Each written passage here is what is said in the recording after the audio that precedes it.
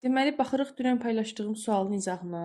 Bizdə loqaritmanın xassələrinə əsasən biz bunu loqaritma A əsasdan AB şəklində aça bilərik. Loqaritma A əsasdan A plus loqaritma A əsasdan B şəklində.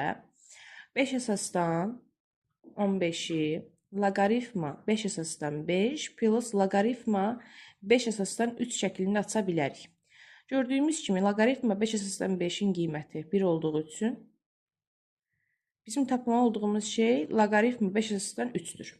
Bizə verilən loqaritma 3 əsasdan 5, loqaritma 5 əsasdan 3-ün tərsidir. Bunun üçün də 1 plus 1 bölünsün loqaritma 3 əsasdan 5 şəklində yaza bilərik. Bu zaman 1 plus 1 bölünsün B. Bunu da ortadan ardıca gətirsək, 1 plus 1 bölünsün B-ni B-də B plus 1 şəklində yaza bilərik.